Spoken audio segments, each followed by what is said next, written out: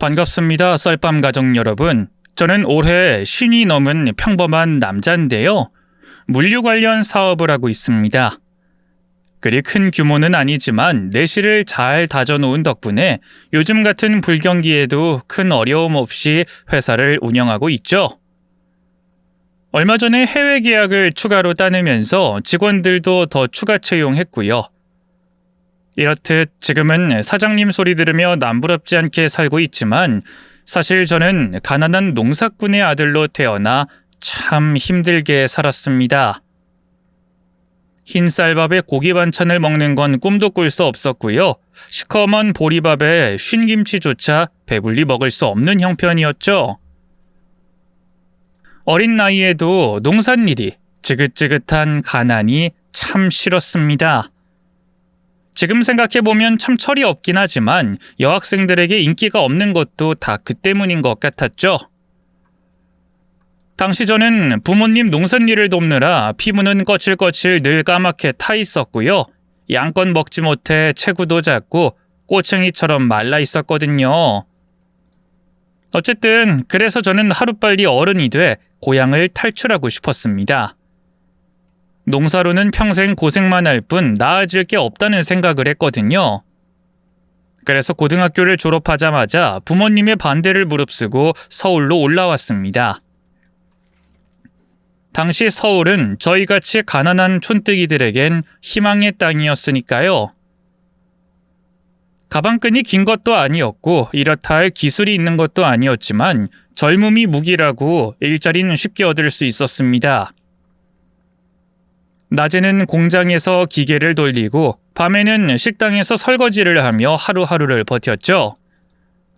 물론 제가 꿈꾸던 미래는 아니었습니다. 하지만 한 푼 두 푼 모은 돈으로 제 가게를 차리겠다는 일념으로 죽어라 일했죠. 그렇게 앞만 보고 달려가던 어느 날 제 앞에 운명처럼 한 여자가 나타났습니다. 상훈 씨, 오늘 일 끝나고 같이 밥이나 먹을래요? 처음 그녀가 제게 먼저 말을 걸었을 때 얼마나 놀랐는지 모릅니다. 그녀는 공장에서 같이 일하던 동료였는데 예쁜 외모와 도도한 성격 덕분에 남자 직원들의 마돈나 같은 존재였거든요. 남자들의 숱한 데이트 신청도 죄다 거절했다던 그녀가 제게 먼저 밥을 먹자고 하다니 꿈인가 생신가 했네요. 같이 밥을 먹자고요? 미애 씨랑 저 단 둘이? 네. 왜요? 싫어요? 그녀는 발칙할 만큼 당돌했습니다. 그전까지 먹고 살기 바빠 여자에게 눈길 한 번 안 줬던 저지만 솔직히 거절할 수가 없더군요. 그래서 그날 처음으로 그녀와 단둘이 저녁을 먹었죠. 경양식집에서 돈가스를 먹었는데요. 비싼 밥이 아깝게도 너무 긴장돼서 맛을 못 느끼겠더군요. 후식을 먹을 때쯤 그녀에게 제일 궁금했던 걸 물어봤습니다. 저기 미애씨, 왜 나한테 밥 먹자고 한 거예요? 의외의 질문이었는지 그녀가 두 눈을 동그랗게 뜬 것도 잠시, 이내 순순히 입을 열더군요. 원래 오늘 가족 외식이 있었는데 아빠 일 때문에 취소됐거든요. 집에서 먹긴 싫고 그래서요. 근데 왜 하필 저한테... 그야 성훈 씨가 우리 공장에서 제일 키도 크고 잘생겼잖아요. 그녀의 말에 제 얼굴이 순식간에 달아올랐습니다. 그녀가 그걸 보고 깔깔거리며 웃더군요. 어머, 성훈 씨 얼굴 빨개졌어요. 당근 같아졌네. 아, 귀여워라. 그날 이후 저희는 종종 함께 밥을 먹거나 영화를 봤고요. 그렇게 그녀와 저는 자연스럽게 사귀게 됐습니다. 평생 연애라곤 제대로 해본 적 없던 제게 그녀는 새로운 세상이었죠. 여자친구와 있으면 저는 잠시나마 팍팍한 현실을 잊을 수 있었고요. 뭐든 다 할 수 있을 것만 같았죠. 맘 같아선 당장 여자친구와 결혼하고 싶었는데요. 문제는 돈이었습니다. 그래서 틈날 때마다 노가다까지 뛰면서 어떻게든 돈을 더 모으려고 했는데요. 생각지 못하게 찾아온 선물이 저와 여자친구를 결혼으로 이끌었습니다. 여자친구가 임신을 한 거였어요. 어느 날 저녁, 여자친구가 평소와 다르게 심각한 얼굴로 저를 불렀는데요. 답지 않게 한참 뜸들이다 조심스럽게 목소리로 굴더군요. 성훈 씨, 나 아기 생겼어. 순간 머릿속이 하얘졌어요. 기뻐해야 하는 게 맞는데 현실적인 걱정이 앞섰죠. 돈도 제대로 모으지 못했는데 내가 여자친구와 아이를 책임질 수 있을까? 부모님한텐 뭐라고 하지? 하지만 불안한 표정으로 저를 살피는 여자친구를 본 순간 제가 어떻게 행동해야 할지 깨달았죠. 저는 여자친구를 꽉 끌어안고 최대한 믿음직스러운 목소리로 말했습니다. 걱정하지 마, 미애야. 당장 너희 부모님 찾아뵌 다음 다 말씀드리고 얼른 결혼하자. 뱃속의 애기도 너도 내가 다 책임질게. 고마워, 성훈 씨. 솔직히 나 애기 생겨서 너무 기뻐. 그래, 나도 그래. 우리 잘 키워보자. 그렇게 저희는 급히 결혼을 준비하게 됐어요. 양가에 알렸을 때 제 부모님은 너무 갑작스럽다며 걱정하셨지만 그래도 이미 생긴 애를 지울 수도 없고 어쩌겠냐, 잘 살아야 한다며 묵묵히 응원해 주셨습니다. 반면 예비 장인어른과 장모님은 좀 다른 반응이었어요. 여자친구가 임신까지 한 마당에 크게 반대는 안 하셨지만 그렇다고 딱히 기뻐하는 기색도 없더군요. 뭐 이해했습니다. 딸 가진 부모 입장에선 혼전 임신이 기꺼운 일은 아니었을 테니까요. 그런데 여자친구 부모님께 처음 인사를 드리러 간 날 저는 뜻밖의 사실을 알게 됐습니다. 자, 인사해. 우리 언니야. 여자친구가 방에서 나온 자기 언니를 소개했을 때 얼마나 깜짝 놀랐는지 모릅니다. 키만 좀 작다는 걸 빼면 여자친구 판박이었거든요. 어떻게 된 거야? 미애 너랑 너무 닮았는데. 그게 나랑 언니랑 쌍둥이거든. 1분 차이로 언니가 먼저 태어났어. 여자친구에게 언니가 있다는 건 알고 있었지만 쌍둥이라는 건 처음 듣는 사실이었어요. 제가 입을 떡 벌린 채 아무 말도 못하자 잠자코 있던 예비 처형이 그러더군요. 얘는 결혼할 사람한테 쌍둥이라는 말도 안 했니? 뭐 굳이 말할 필요가 있어? 그리고 완전 똑같지 않잖아. 내가 언니보다 좀 더 눈도 크고 피부도 하얗거든? 둘의 대화를 들으며 어느 정도 눈치채긴 했지만 아내는 쌍둥이 언니에게 묘한 경쟁의식이 있었어요. 알고 보니 아내는 저와 같은 고졸에 공장에서 일하고 있지만 예비 처형은 전문대를 나와 작은 제조회사에서 사무직으로 일하고 있더군요. 어릴 때도 남자들에게 누가 더 초콜릿을 많이 받나, 고백을 많이 받나 여자친구 혼자 경쟁을 했던 것 같더라고요. 정작 처형은 신경도 쓰지 않았던 것 같지만요. 그때만 해도 그런 여자친구의 승부욕이 귀엽게 느껴졌습니다. 저는 여자 형제가 없었기 때문에 자매들끼린 이런 것도 신경 쓰는구나 대수롭지 않게 여겼죠. 꿈에도 몰랐습니다. 처형을 향한 여자친구의 그런 경쟁의식이 얼마나 저를 힘들게 할지 말이죠. 신혼생활은 행복했습니다. 일은 여전히 고됐지만 아늑한 집에서 아내가 따뜻한 밥상을 차려놓고 기다리고 있다고 생각하면 절로 힘이 났어요. 얼마 안 가 태어난 딸 역시 눈에 넣어도 아프지 않을 만큼 사랑스러웠고요. 비록 형편이 넉넉하진 않았지만 투잡쓰리잡을 뛰어가면서 열심히 가정을 꾸려나가려고 했죠. 결혼한 지 2년쯤 됐을 무렵 처형도 갑작스럽게 결혼을 하게 됐는데요. 상대가 무려 대형 병원 의사였습니다. 처형이 출근길에 교통사고를 당해서 한동안 병원에 입원해 있었는데요. 그때 만난 담당 의사와 사랑에 빠진 거였죠. 사실 장인어른 장모님도 시장에서 닭집을 운영하는 평범한 집안이었기에 갑자기 의사 사위를 얻게 돼 몹시 기뻐하셨죠. 예비 형님이 처갓집에 인사드리러 온 날 저와 아내도 함께 했는데요. 장인어른 장모님이 버선발로 뛰어나가 예비 형님을 맞이해 주시더군요. 아이고 우리 사위 왔구만. 바쁜 사람 괜히 오라가라 해서 미안하네. 아닙니다 아버님. 당연히 제가 찾아뵙고 인사드려야죠. 아유 현관에서 이러지 말고 얼른 들어오겠나. 내가 자네 온다고 해서 갈비찜을 좀 했는데 입에 맞을런지 모르겠어. 늘 제게 퉁명스럽던 장인어른과 장모님이 그렇게 활짝 웃으실 수도 있다는 걸 그날 처음 알았네요. 그뿐인가요? 예비 형님이 온다고 갈비찜에 잡채에 곰국까지 음식을 그야말로 상다리가 부러지게 차려놓으셨죠. 제가 오면 그냥 있는 반찬에 밥 한 공기 더하는 게 전부면서 말입니다. 솔직히 저도 사람인데 왜 섭섭한 마음이 없었겠습니까? 하지만 그걸 내색하면 저만 좀스러운 사람이 되는 것 같아 꾹 참았어요. 예비 형님이 그렇게 나쁜 사람 같아 보이지도 않았고요. 그런데 아내 입장에선 그렇지 않았나 봅니다. 처음에는 가만히 상황이 흘러가는 걸 관망만 하더니 장인어른이 예비사위 왔다고 아껴두던 산삼주를 개봉하자 불만을 터뜨렸죠. 아빠, 이 사람 처음 인사 왔을 땐 그 술 아깝다고 안 땄잖아. 근데 왜 언니 결혼한다니까 따는데? 아니 갑자기 뭔 소리 하는 거야? 상황이 다르잖아. 박서방은 술 별로 좋아하지도 않는데. 내가 좋아하잖아 내가. 나 결혼할 땐 그 술 절대 안 된다고 고이 모셔놓고는. 그리고 엄마도 그래. 무슨 잔치 열렸어? 음식을 왜 이렇게 많이 했어? 누가 보면 결혼식을 여기서 하는 줄 알겠어? 아니 얘가 왜 갑자기 시비야? 바쁜 의사 양반 모셔놓고. 그놈의 의사 소리 좀 그만해.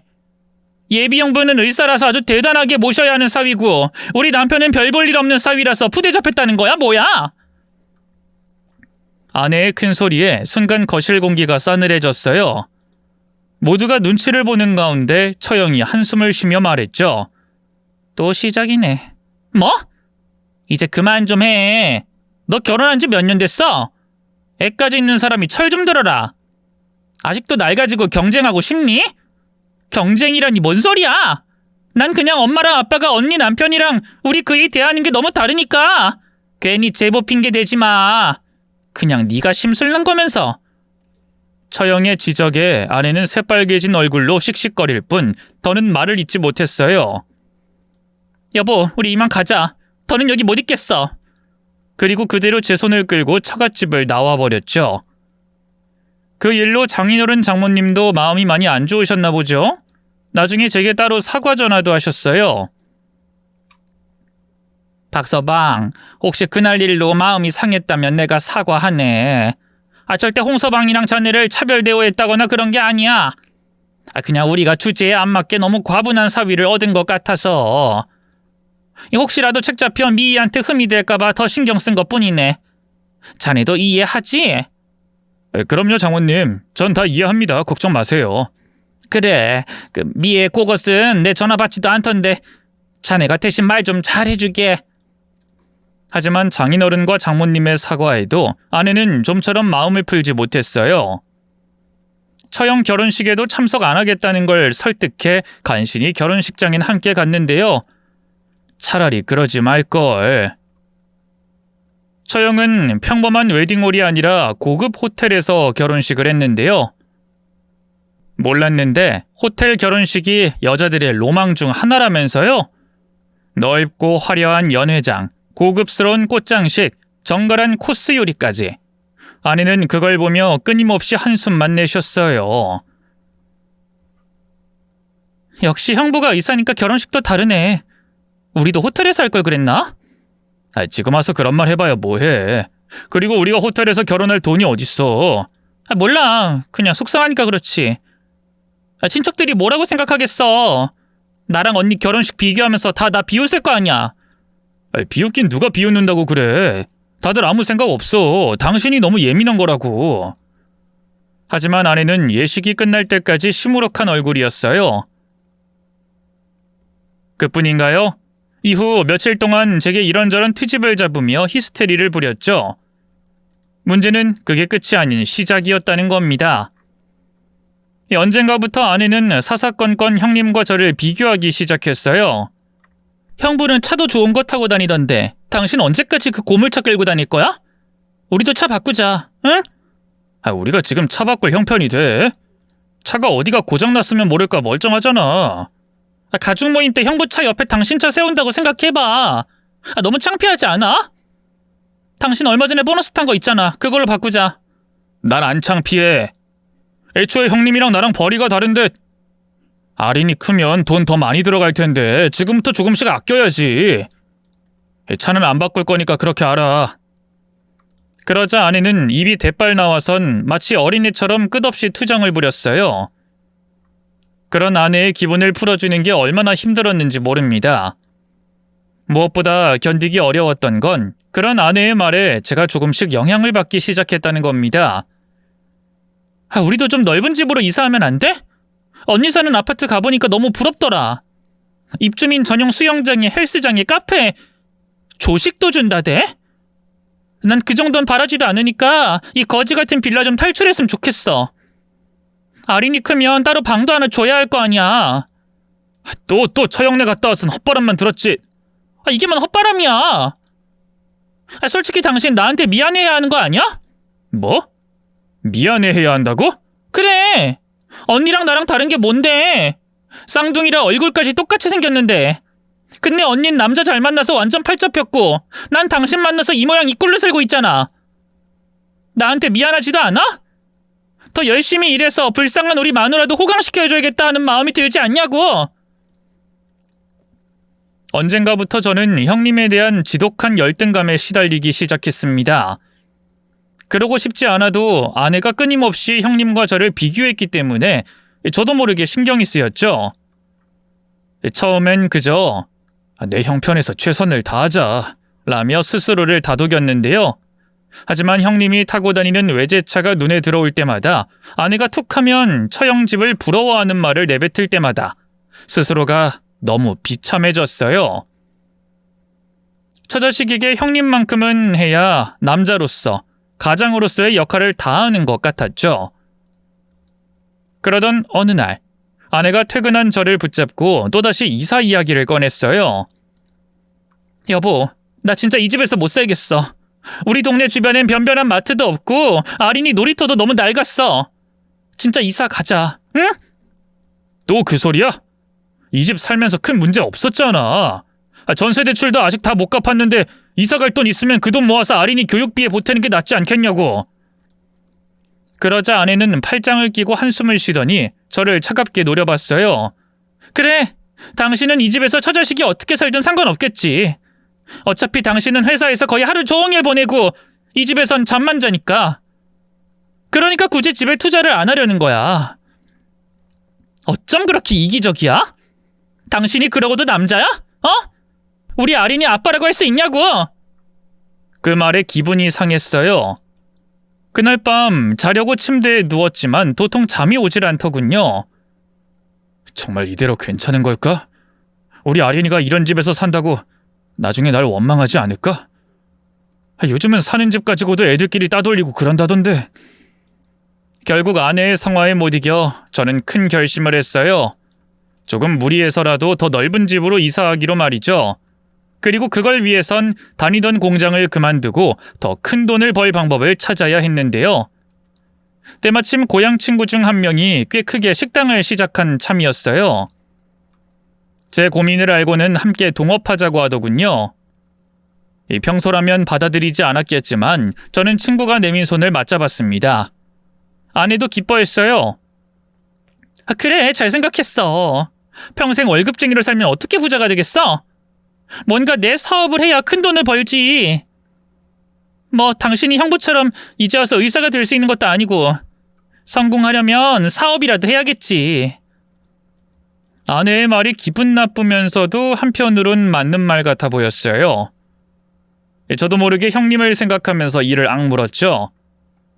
반드시 성공해서 형님보다 더 나은 사람이 되고 싶었네요. 하지만 식당 일은 제 뜻대로 되지 않았어요. 초반에는 나름 장사가 잘 되는 것 같았지만 경험 없이 덜컥 시작한 사업이 오래 갈 리 없었죠. 경쟁업체가 우후죽순 생겨나고 친구와 수익 분배 문제로 갈등까지 생겨버렸네요. 하지만 그 와중에도 철없는 아내는 여전히 형님네와 비교하며 철마다 가구를 바꾸고 본인과 딸아이 옷을 백화점에서만 사는 등 돈을 펑펑 썼어요. 당신 이번 달 카드값이 이게 대체 뭐야? 300만 원? 대체 어디에 돈을 썼길래 300만 원이나 나와? 그 정도 가지고 뭘 그래? 언니는 월 1,000만 원 넘게 쓸 때도 있다던데.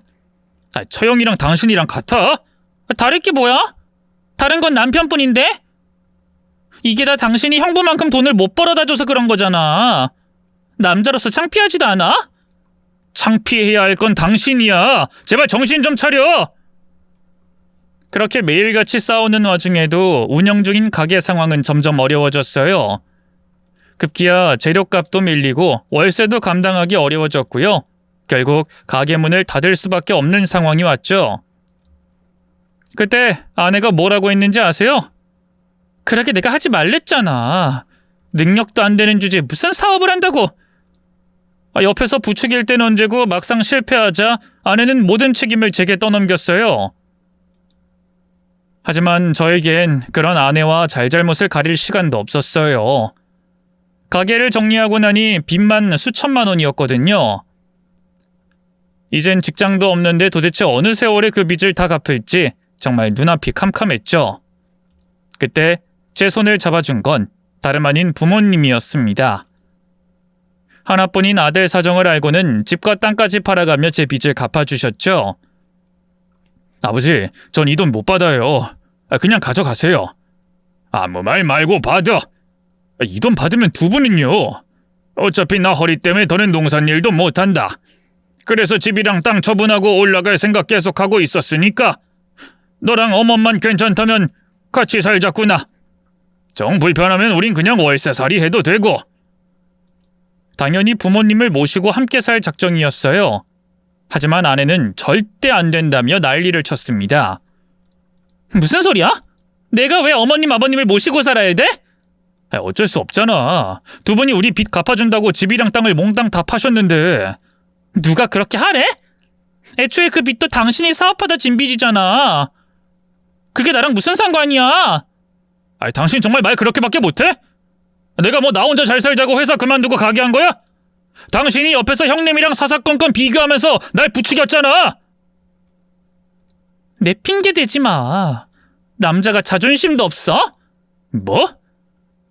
당신 이게 정말 핑계라고 생각해? 됐고, 어쨌든 난 절대 합가 못해. 더럽고 냄새나는 촌사람들 우리 집에 못 들인다고.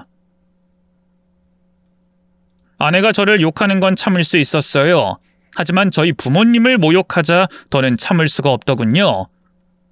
당신 지금 말 다 했어? 더럽고 냄새나는 촌사람들! 아내도 본인 말이 너무 심하다고 생각했는지 주춤하던 것도 잠시, 이내 표독스럽게 언성을 높이더군요.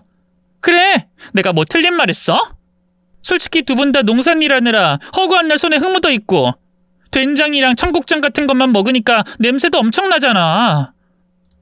명절에 내려가서 잠깐 볼 때도 힘들었는데 같이 살라니. 난 못해. 당신도 알잖아, 나 비위 약한 거. 당신 지금 제정신이야? 어떻게 우리 부모님을 그따위로 말할 수가 있어?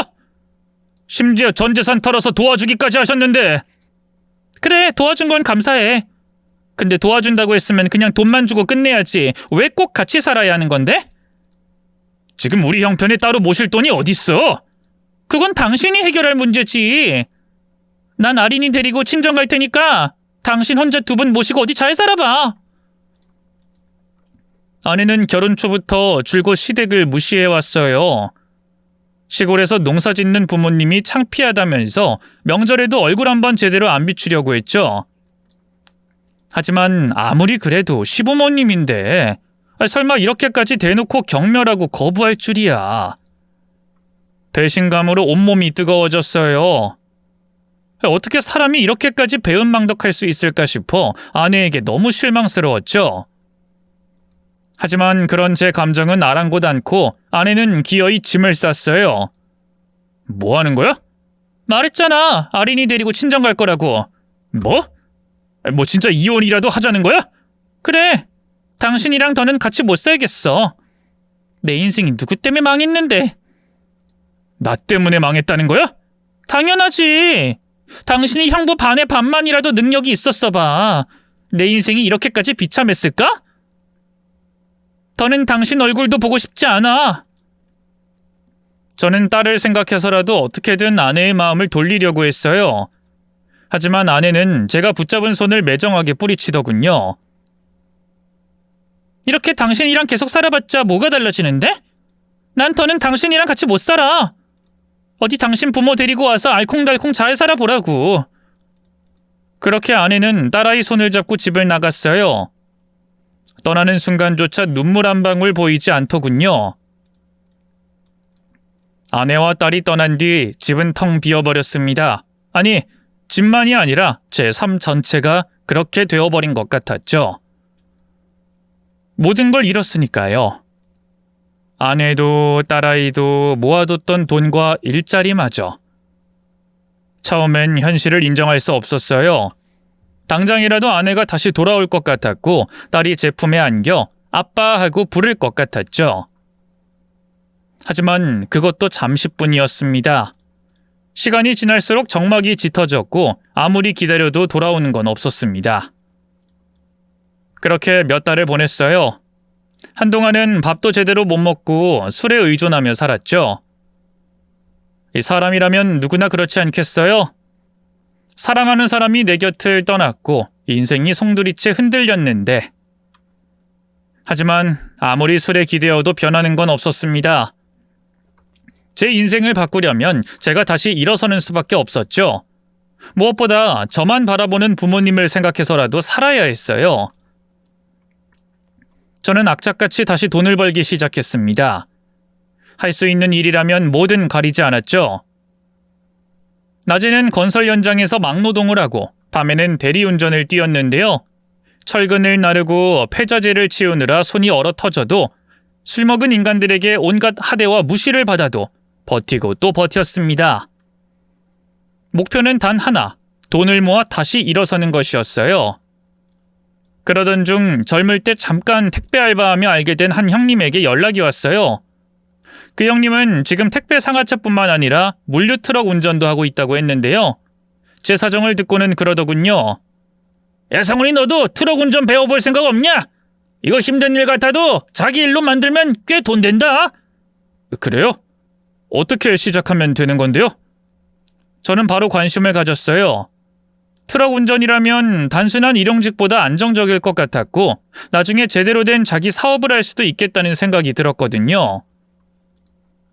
그래서 남는 시간마다 운전면허를 따기 시작했습니다. 대형 면허를 따고 화물 운송 자격증까지 취득했어요. 처음에는 작은 1톤 트럭을 빌려서 간단한 화물 운송을 시작했는데요. 주로 가구나 소형 택배를 배달했죠. 그러다 점점 일이 늘어나면서 더 큰 5톤 트럭을 리스해서 운행하게 됐습니다. 이때부터 본격적으로 사업에 대한 감이 오기 시작했어요. 단순히 남이 시키는 배달만 할 게 아니라 직접 화주를 찾아서 일을 받아야겠다는 생각이 들었죠.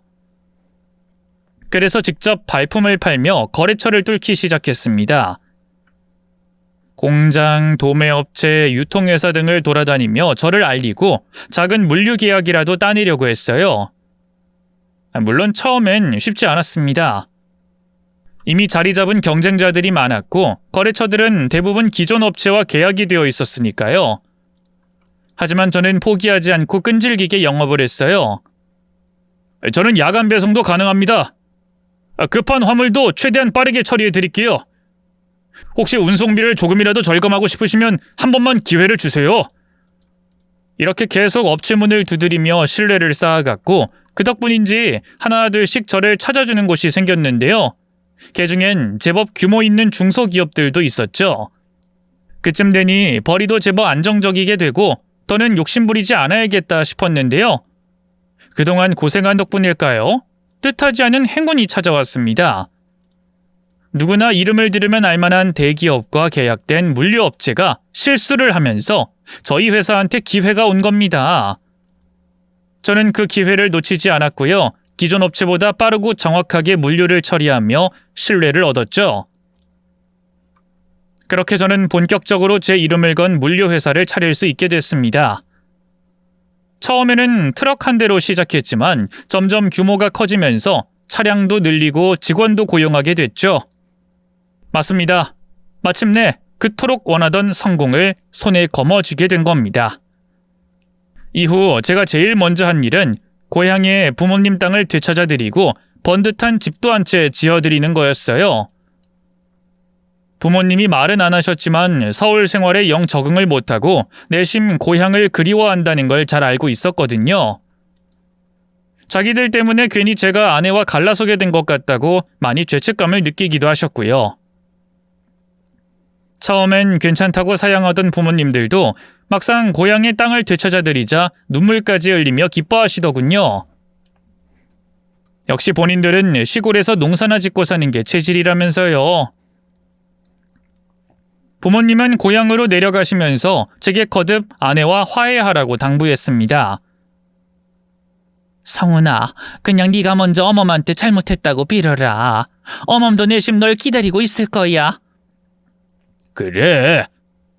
아린이 생각을 해야지. 언제까지 아린이를 아빠 없이 키울 셈이냐? 부모님은 자세한 사정까진 모르시고 그냥 사업이 망하고 본인들이 저희 집에 들어오게 되면서 아내가 떠난 줄로만 알고 계셨거든요. 그런 부모님한테 아내가 그동안 얼마나 저를 힘들게 했는지, 부모님을 어떻게 모욕했는지 차마 말씀드릴 수가 없었어요. 그래서 그냥 씁쓸하게 웃고 말았죠. 그런데 부모님이 고향으로 내려가신 지 한 달쯤 됐을까요? 평소처럼 늦은 시간에 퇴근해 집에 왔는데 웬걸 거실불이 환하게 켜져 있는 거 아니겠어요? 심지어 주방에선 된장찌개와 갓 지은 밥 냄새가 솔솔 났죠. 귀신에 홀린 기분으로 주방으로 향했는데요. 웬걸 아내가 앞치마를 두른 채 가스불 앞에서 요리를 하고 있더군요. 뒤늦게 저를 발견하곤 어색한 표정으로 웃더라고요. 오랜만이야 여보. 그동안 잘 지냈어? 당신이 여긴 어쩐 일이야? 어쩐 일은 내가 내 집 온 건데. 지난 3년간 연락도 없던 사람이 무슨 말하는 거야? 차가운 제 말에 아내가 움찔한 것도 잠시, 이내 제 앞으로 다가왔어요. 그동안 나 때문에 많이 힘들었지. 미안해. 나도 당신 떠나고 싶어서 떠났던 게 아니야. 그동안 언니 통해서 당신 소식은 계속 듣고 있었어. 당신이 얼마나 힘들게 살고 있는지, 나랑 아린이를 얼마나 그리워하는지 다 듣고 있었다고. 그 말에 절로 헛웃음이 나왔어요. 아, 이제야 알겠네. 처형한테 내가 사업으로 성공했다는 얘기 들었구나. 그래서 이렇게 부랴부랴 찾아온 거야. 왜? 이젠 내가 형님한테 좀 견줄 정도가 된 것 같아? 아님, 의사 하나 물어서 재혼하려던 계획이 잘 안 풀렸나? 제발 그런 식으로 말하지 마, 여보. 나도 힘들었어. 잔인한 제 말에 아내의 얼굴이 울 것처럼 일그러졌어요. 하지만 저는 차가운 시선을 거두지 않았죠. 힘들었다고? 당신이 아무리 힘들었다 해도 나보다 더 힘들었을까? 제 말에 아내는 아무 말도 하지 못하고 그저 고개를 숙였어요. 당신 나한테 어떻게 했는지 기억 안 나? 나보고 능력 없는 남편이라고 손가락질하고 형님이랑 사사건건 비교하면서 그 반의 반만 됐어도 당신 인생이 그렇게 망하진 않았을 거라고 했지? 여보, 그땐 내가... 닥쳐! 난 더는 당신 말 듣고 싶지 않으니까. 내가 힘들 땐 아는 체도 안 하고 성공하고 나서야 다시 나타난 그 뻔뻔함에 정말 경의를 표한다. 이만 돌아가. 그리고 다신 내 앞에 나타나지 마. 그러자 아내가 눈물을 뚝뚝 흘리며 제게 매달렸어요. 그래, 나도 알아. 당신한테 얼마나 못되게 굴었는지. 그래서 더 돌아올 용기가 안 났어. 하지만 당신을 내내 생각하고 걱정했던 건 진짜야. 지금도 진짜로 당신이 보고 싶어서 온 거라고. 꺼져. 내가 그 말 믿을 것 같아? 제발 나한테 한 번만 기회 주면 안 될까? 나 그동안 반성 많이 했어. 내가 생각보다 더 당신을 많이 사랑하고 있다는 것도 깨달았고. 그래서 지금까지 다른 남자도 안 만났던 거야. 솔직히 만나려면 얼마든지 만날 수 있었는데 당신 생각하면 차마 그럴 수가 없었어. 내가 당신한테 준 상처보다 더 큰 사랑으로 갚을게. 그러니까 한 번만 기회를 주면 안 될까? 눈물 범벅이 된 얼굴로 애원하는 아내를 보니 솔직히 저도 마음이 흔들렸어요. 그동안 그렇게 악착같이 돈을 벌고 다시 일어서려고 했던 것도 결국엔 아내와 딸아이 때문이었으니까요. 그래도 아내에게 받은 상처가 너무 커서 그런 아내를 내쫓으려 했는데요. 바로 그때 갑자기 작은 방 문이 열리면서 딸아이가 모습을 드러냈어요. 막 잠에서 깬 얼굴로 비몽사몽한 채 저희를 보다가 갑자기 저를 보곤 확 달려와 안기더군요. 아빠! 아빠! 아빠 보고 싶었죠. 그동안 간간히 아내 없이 딸만 몇 번 만나긴 했었는데요. 그렇게 새삼 집에서 딸을 다시 보니 감격스러웠어요. 딸도 마찬가지였는지 저를 끌어안고 울며 그러더군요. 아빠, 이제 우리 안 헤어지는 거지? 엄마가 다시 이 집에서 아빠랑 셋이 살 수 있댔어. 진짜지? 그런 딸에게 제가 뭐라고 할 수 있었겠어요. 그럼 이제 아빠랑 같이 살자, 아리나. 엄마는? 엄마도 같이 사는 거지? 우리 셋이. 응, 당연하지. 그렇게 딸 때문에 다시 살림을 합친 뒤 아내는 완전히 다른 사람이 된 듯했어요. 예전엔 집안일도 대충대충이었고 저에게 무관심했던 사람이었는데 이제는 아침마다 제 출근 준비를 도와주고 퇴근하면 손수 밥을 차려줬습니다. 여보, 오늘 힘들었지? 저녁은 당신 좋아하는 갈비찜 했어. 당신 셔츠 너무 구겨졌네. 내일 입을 거 내가 다 다려놓을게. 저를 살뜰하게 챙기는 아내가 너무 낯설었지만 한편으론 기분 좋았어요. 진심으로 과거를 반성하고 뉘우쳤구나 싶었죠. 하지만 사람은 그렇게 쉽게 변하지 않는다는 걸 그때는 미처 몰랐습니다. 다시 살림을 합친 지 1년쯤 됐을까요? 그쯤 저는 큰맘 먹고 부모님 결혼기념일을 맞이해 중국 장가계행 비행기표를 끊어드렸어요. 예전에 부모님이 TV에서 보시고 꼭 한번 가보고 싶다 하셨거든요. 제가 직접 모시고 가면 좋았겠지만 일 때문에 바빠 도통 시간이 나질 않아 최고급 패키지로 끊어드렸죠. 처음엔 괜찮다 하시던 어머니 아버지도 막상 여행 날짜가 다가오자 몹시 설레하시더군요. 그런데 문제는 아내였습니다. 이 사실을 알게 된 아내가 표정을 싹 굳히고 그러더군요. 여보, 갑자기 어머님 아버님 해외여행은 왜 보내드려? 결혼기념일이면 그냥 좋은 곳에서 식사나 하시라고 돈 좀 드리면 되지. 식사는 여행 다녀와서 하면 되지. 그치만 연세도 있으신데 두 분만 보내는 건 좀... 괜찮아. 최고급 패키지라 여행 가이드가 옆에서 계속 따라다닐 거야. 그리고 우리 부모님 아직 두 분 다 정정하신데 뭘. 옛날부터 꼭 보내드리고 싶었던 거야. 아니, 그럴 돈 있으면 아껴서 얼른 이사 나가지. 계속 이사 간다 말만 하고 여정 못 가고 있잖아. 집을 사긴 살 거야? 그 말에 순간적으로 기분이 확 상했습니다. 그쯤 제가 이사 갈 곳을 알아보고 있는 건 사실이었어요. 딸도 계속 크고 있고 더는 그 낡은 빌라에서 살지 않아도 될 정도로 형편이 많이 좋아졌으니까요. 하지만 그건 그거고 부모님께 효도하고 싶은 마음 역시 있는 건데 아내는 마치 제 돈이 허투루 쓰인다는 듯 말하더군요. 부모님 여행 좀 보내드린다고 이사 못 갈까봐? 걱정 마. 어디로 이사 가면 좋을지 계속 알아보고 있으니까. 그러자 아내는 못마땅한 표정으로 입을 다물었는데요. 며칠 뒤 모르는 번호로 전화가 와서 받았는데 글쎄 여행사더군요. 근데 여행사 직원이 하는 말이 너무 당혹스러웠어요. 장가계 비행기표 전부 취소해드렸고요. 위약금 제외한 돈은 일주일 안에 입금될 거예요. 네? 예약 취소라뇨? 전 취소한 적이 없는데? 아내분한테 말씀 못 들으셨어요? 다 취소해달라고 하시던데? 세상에, 아내가 저한테 말도 없이 부모님 비행기표를 취소해버린 겁니다. 저는 바로 집으로 가서 아내부터 찾았어요. 그 큰일을 저질러 놓고도 태연하게 커피를 마시고 있더군요. 당신 대체 뭐 하는 거야? 왜 나한테 말도 없이 어머니 아버지 비행기표를 취소했어?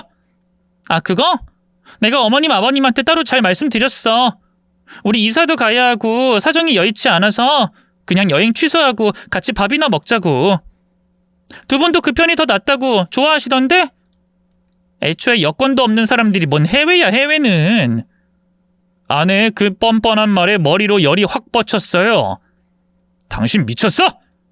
두 분이야 사정이 어렵다고 하면 당연히 돈 쓰지 말라고 하시지. 당신이 뭔데 멋대로 그 비행기표를 취소해? 뭘 그렇게 화내.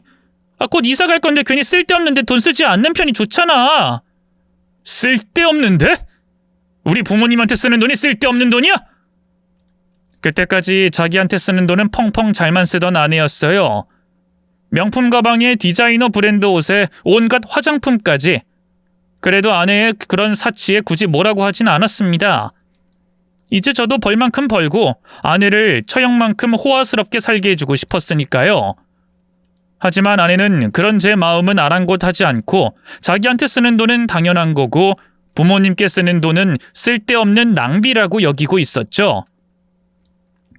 그 순간 가슴 깊은 곳에서부터 끓어오르는 분노를 참을 수가 없었습니다. 더는 이런 여자와 함께 살 자신이 없었어요. 우리 부모님 여행은 예정대로 보내드릴 거야. 너는 여기에 왈가왈부 토달지 마. 당신 정말 이럴 거야? 난 해외여행은커녕 국내 여행도 보내준 적 없으면서. 해외여행? 가고 싶으면 가. 어디 보내줄까? 유럽? 제가 화를 내는 줄도 모르고 아내의 얼굴이 대번에 밝아졌어요. 진짜? 진짜로 나 유럽 보내줄 거야? 그 모습에 기가 차서 쓴소리를 늘어놓으려다 문득 기막힌 복수 방법이 떠올랐어요. 그래서 짐짓 아무렇지 않은 척 고개를 끄덕였죠. 그래, 공평하게 당신도 보내줄게. 그럼 만족하는 거지? 응, 나도 1등석으로 끊어줘. 호텔도 다 최고급으로만. 알겠어. 여행 가서도 따로 돈 쓰지 말고 내 카드 긁어. 한도 많은 걸로 하나 줄 테니까.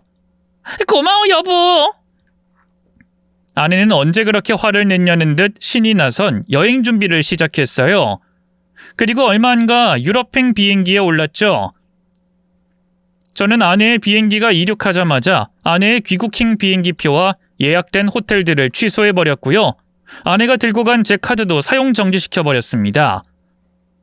그날 밤 바로 아내에게 전화가 오더군요. 여보, 호텔에 체크인하려는데 예약된 게 없대. 오늘 취소됐다는데 한번 확인만 해줄래? 아내의 다급한 목소리에 저는 태연하게 팔짱을 꼈어요. 확인하고 말고 할 것도 없어. 내가 취소했으니까. 뭐? 호텔을 왜 취소해? 다른 데 잡아주려고? 내가 미쳤어? 평생 고생한 우리 부모님 효도여행 보내드리는 것도 아까워서 취소한 여자한테 호텔만 취소한 줄 알아? 귀국행 비행기표도 취소했으니까 어디 알아서 여행 잘 즐기고 돌아와 보시지. 그러자 아내는 당황해 어쩔 줄 몰라 했어요. 뭐? 장난이지 여보. 나 지금 유럽이야. 여기서 어떻게 돌아가라고. 그건 내 할 바 아니지. 대체 이런 법이 어딨어? 말도 없이 비행기표랑 호텔을 취소하면 어떡해? 뭐가? 당신이 한 지 똑같이 되갚아준 것뿐인데. 아, 그리고 내 카드도 전부 정지시켜놨거든? 앞으로 내 돈 1원 한 푼 쓸 생각하지 마. 뭐? 여보, 잠깐만. 카드까지 정지시키는 건 너무한 거 아니야? 그럼 난 여기서 어떡하라고? 아이씨, 카드도 정지시켰대? 근데 바로 그때였어요. 너무하다고 항의하는 아내 옆으로 웬 낯선 남자의 목소리가 끼어들더군요. 뭐야, 옆에 누구 있어? 모르는 사람이야. 그냥 지나가는 행인. 말하는 걸 보니 한국인 같던데. 그래? 어쨌든 그게 중요한 게 아니잖아, 여보. 정말로 이대로 나 유럽에서 미아 만들 셈이야? 내가 그때 어머님 아버님 비행기표 취소했던 건. 아내의 변명 같지도 않은 변명을 들어줄 이유가 없었어요. 저는 그대로 전화를 끊어버렸고요. 이후 아내에게서 걸려온 모든 전화를 다 무시했죠. 그런데 한편으론 아내의 옆에서 들리던 남자의 목소리가 계속 마음에 걸리더군요. 아내는 그저 지나가는 행인이라고 했지만 왠지 그게 전부가 아닌 것 같았죠. 고민 끝에 저는 흥신소를 찾아가 아내의 뒤를 캐봤는데요. 조사 결과는 놀라웠습니다. 아내에겐 따로 만나는 남자가 있었어요. 저와 다시 살림을 합치기 전에 눈이 맞은 술집에서 일하는 호스트였죠. 이번 여행도 그놈과 몰래 간 거더군요. 그 사실을 알고 나니 아내에게 남아있던 일말의 정마저 다 떨어져 버렸어요. 이젠 정말 아내와 끝을 봐야 될 때가 왔다는 걸 깨달았죠. 그로부터 며칠 뒤 처형으로부터 아내가 한국으로 돌아온다는 얘기를 들었어요. 처형에게 돈을 빌려 귀국행 비행기표를 다시 끊었다고 하더군요. 그 자존심 강한 아내가 늘 질투하던 처형에게 아쉬운 소리를 했을 걸 생각하면 속이 다 시원하더라고요. 하지만 그걸로 벌써부터 속 시원해하긴 일렀어요. 제 진정한 복수는 이제부터가 시작이었으니까요. 저는 공항에서 대기하고 있다가 아내가 상간남과 귀국하는 현장을 덮쳤습니다. 아내는 유럽에서 꽤나 고생을 많이 했는지 꼴이 말이 아니었는데요. 며칠을 못 씻었는지 얼굴이 꾀재재했고요. 살도 많이 빠져 있었죠. 그건 그 옆에 있던 상간남 역시 마찬가지였고요. 여행은 즐거웠어? 그런 아내를 향해 말을 걸자 아내가 화들짝 놀라 저를 바라보더군요. 그리고 재빨리 옆에 있던 상간남과 모르는 사이인 척 굴대요. 당신이 여긴 웬일이야? 웬일은 당신 마중 나왔지. 참나, 이제서야? 내가 당신 용서해 줄 거라곤 꿈도 꾸지 마. 어떻게 자기 아내를 유럽에 보내놓고 비행기표를 취소해? 카드까지 취소하고. 나 정말 거기서 굶어 죽을 뻔했다고. 거지처럼 사람들한테 동냥질까지 했어. 알아? 그래? 난 그래도 붙어먹던 호스트 놈이랑 같이 간 거니까 즐거울 줄 알았는데. 제 말에 아내의 안색이 파리해졌어요. 호스트라니? 잡았대 생각하지 마. 방금까지 네 옆에 붙어있던 이 자식 말이야. 너랑 어떤 사이인지 이미 다 알거든. 아니야, 난 전혀 모르는 사람. 그래? 이 사진을 보고도 그런 말이 나와? 저는 아내가 호스트바에서 상간남과 진하게 스킨십하고 있던 사진을 보여줬어요. 사전에 흥신소를 통해 얻은 CCTV 영상을 캡처한 거였죠. 그러자 아내가 입술을 깨물었어요. 이건 그러니까 이 자식이 먼저 나 꼬신 거야. 난 끝까지 거부했는데. 아내의 가짜는 변명에 옆에 있던 상간남이 기가 막히다는 듯 발작을 했어요. 아이씨, 이제 와서 뭐라는 거야? 먼저 꼬신 게 누군데? 참나. 유럽 여행도 자기가 먼저 얘기한 거잖아. 남편 돈으로 호강시켜주겠다면서. 근데 유럽에서 고생은 고생대로 하고 남편한테 걸리니까 이젠 다 내 탓으로 돌리겠다. 조용히 해, 넌. 네가 꼬신 거 맞잖아. 내가 뭐가 아쉬워서 애 딸린 아줌마를 꼬시는데. 어리고 예쁘면 몰라. 다 늙어 빠져선. 뭐? 너 지금 말 다 했어? 급기야 상간남과 아내는 제 앞에서 서로 머리채를 잡고 싸우기 시작했어요. 그 꼴을 보고 있자니 더는 이런 쓰레기들과 엮이는 게 시간 낭비 같더군요. 됐고, 변호사 선임해서 당신이랑 상간남 둘 다 고소할 거니까 알아서 위자료나 두둑하게 준비해둬. 아린인 내가 키울 거니까 혹시라도 양육권 가지고 싸울 생각은 꿈에도 말고. 여보, 아무리 그래도 이혼이라니. 내가 잘못했어. 제발 한 번만 용서해주라. 응? 잊었어? 이미 난 한 번 당신 용서했어. 근데 그 기회를 걷어찬 건 당신이야. 앞으로는 법정에서나 보자. 연락할 일 있으면 변호사 통해서 해. 여보, 잠깐만, 여보! 저는 저를 붙잡는 아내를 뿌리치고 돌아섰어요. 이혼 소송을 진행하면서 아내가 그동안 얼마나 무책임했는지를 법적으로 증명하는 건 그리 어렵지 않았습니다. 평소 집안일에도 소홀했고 딸을 제대로 돌본 적도 없었으며 심지어 유부녀 신분으로 바람까지 피운 사람. 이런 사람에게 법원이 유리한 판결을 내려줄 리 없었죠. 상황이 자기한테 불리하다는 걸 깨달은 걸까요? 아내는 어떻게든 저를 설득하려 했어요. 변호사 사무실에서 마주쳤을 때도 울고불고 매달리며 한 번만 용서해달라고 했죠. 여보, 내가 정말 잘못했어. 어머님, 아버님한테 그러려고 그런 게 아니라 당신도 알잖아. 내가 얼마나 이사 가고 싶었는지. 언니보다 더 좋은 집에서 살고 싶은 마음에 조급해져서 바람도 그래. 그놈한테 속은 거야. 그놈이 자기 호스트 일로 모아둔 돈 많다고 언니보다 더 호화롭게 살게 해주겠다고 해서. 끝까지 언니에 대한 질투를 놓지 못하는 아내가 참 한심했어요. 언제까지 처형 핑계 만들래? 아직도 모르겠어? 당신 인생을 망친 건 처형이 아니라 당신 자신이야. 제 말에 아내는 아무 말도 하지 못했네요. 자기도 내심 알고 있었겠죠. 쌍둥이라서 겉모습은 똑같다고 해도 내면은 자신과 처형이 180도 다르다는 걸. 어쨌든 이후 이혼 재판은 순조롭게 진행됐습니다. 법원은 저에게 딸아이의 친권과 양육권을 모두 넘겼고요. 아내가 분할받은 재산은 상간남과의 불륜에 대한 위자료로 다시 제게 돌아왔죠. 상간남 역시 제게 꽤 큰 액수의 위자료를 지급해야 했고요. 결국 아내는 저와 딸을 완전히 잃었고요. 상간남마저도 이혼 소송이 마무리되자마자 연락을 끊어버렸습니다.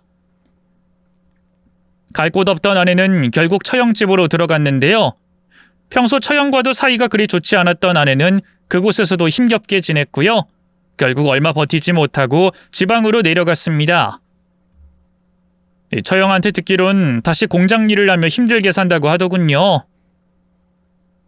그 얘기를 듣고도 저는 아무런 감정도 들지 않았습니다.